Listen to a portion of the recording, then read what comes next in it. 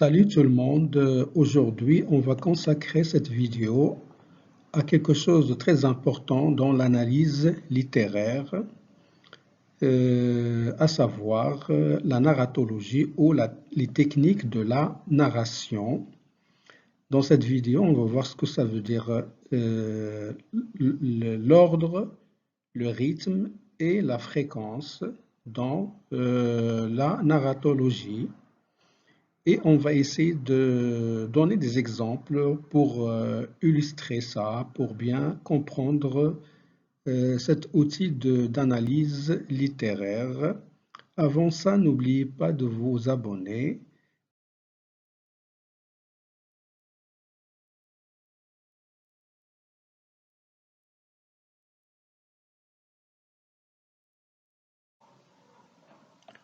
Donc, les principaux éléments ou les principales composantes de la narration, nous avons l'ordre, le rythme et la fréquence.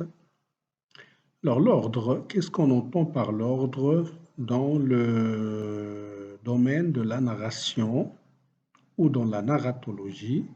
C'est le retour en arrière et l'anticipation. L'ordre de la narration désigne l'ordre dans lequel les événements sont racontés. Le plus simple consiste à raconter selon l'ordre chronologique, c'est-à-dire les événements sont racontés l'un après l'autre dans une succession chronologique et logique. Mais le narrateur peut bouleverser l'ordre chronologique pour procéder à des retours en arrière, c'est ce qu'on appelle des flashbacks, ou à des anticipations. Des anticipations, c'est ce qu'on appelle en narratologie la prolepse. Le retour en arrière, c'est l'analepse. Alors, le retour en arrière ou l'analepse consiste à raconter après coup un événement antérieur, c'est-à-dire qui a eu lieu dans le passé. Le temps utilisé pour marquer l'antériorité est le plus que parfait. Le retour en arrière a souvent une fonction explicative, c'est-à-dire le narrateur retourne en arrière pour faire des explications, pour justifier, pour montrer la cause, les conséquences, etc.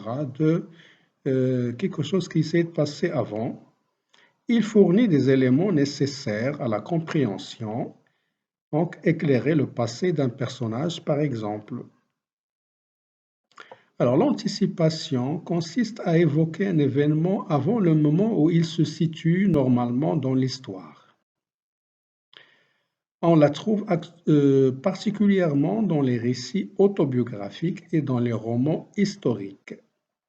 Le narrateur possède en effet une connaissance globale des événements. Il peut effectuer des rapprochements entre différentes époques et éclairer le passé à la lumière de faits ultérieurs, surtout s'il s'agit d'une focalisation zéro. Alors le rythme englobe la scène et le sommaire. Alors on appelle rythme de la narration le rapport entre le temps de l'histoire, c'est-à-dire la durée fictive des événements racontés, comptés en années, mois, jours et heures, c'est-à-dire quand est-ce qu'a eu lieu l'histoire, dans quelle année, combien de mois, combien d'années, combien de jours, combien d'heures, etc.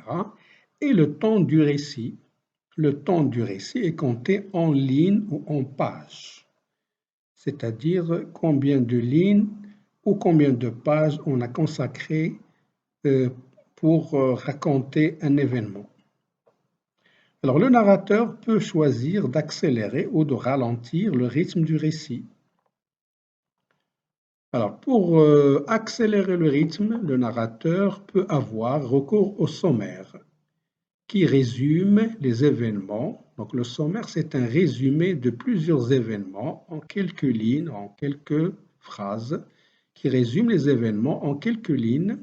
Le temps du récit est inférieur au temps de l'histoire et ou à l'ellipse, l'ellipse narrative, qui passe certains événements sous silence. L'ellipse narrative, c'est quand le narrateur nous raconte quelques événements, il les passe sous silence et c'est au lecteur de les imaginer. Alors pour ralentir le rythme, c'est-à-dire pour aller doucement, le narrateur dispose de plusieurs procédés. Il peut insérer des passages descriptifs ou explicatifs, introduire des commentaires qui marquent une pause dans l'action, c'est-à-dire on fait une pause dans les événements, l'action, pour insérer des passages descriptifs, explicatifs. Là, on ralentit le rythme de la narration. Il peut également introduire une scène. Alors, c'est quoi une scène? On parle de scène lorsque le temps du récit est à peu près égal au temps de l'histoire. Autrement dit, lorsque le narrateur donne au lecteur l'illusion que la durée des événements racontés équivaut, c'est-à-dire égale, au temps qu'il met à lire le texte. Donc les scènes comportent souvent des dialogues, elles marquent des temps forts de l'action. Alors la fréquence, on appelle fréquence le rapport entre le nombre de fois où un événement s'est produit dans la fiction et le nombre de fois où cet événement est raconté dans la narration. Alors ça c'est clair. Le narrateur peut choisir de raconter une fois ce qui s'est passé une fois dans la fiction, c'est-à-dire une fois, seulement raconter une fois, un événement raconté seulement une fois, c'est le cas le plus courant. Ou de raconter une fois ce qui s'est passé plusieurs fois dans la fiction. Ce mode de narration permet de mettre en place l'arrière-plan du récit. Il est associé à un sommaire. Le temps utilisé est l'imparfait de répétition, lorsque le récit est au système passé. Alors pour illustrer ça, on va donner des exemples.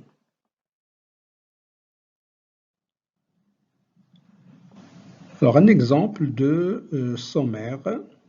Alors le sommaire, comme vous savez maintenant, c'est pour accélérer le rythme de la narration. Le sommaire, c'est un résumé.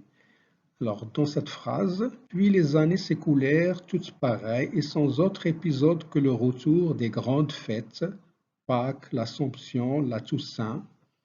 Ici, on a résumé tout ce qui s'est passé pendant une période. Donc, le récit s'accélère.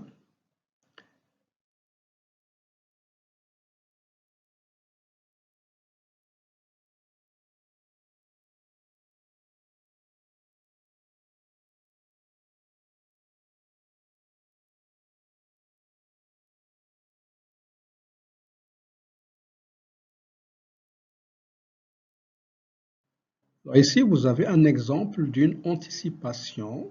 L'anticipation, bien sûr, c'est annoncer un événement futur. Un certain jour d'automne, Matteo sortit de bonne heure avec sa femme pour aller visiter un de ses troupeaux dans une clairière du maquis. Le petit Fortunato voulait l'accompagner, mais la clairière était trop loin.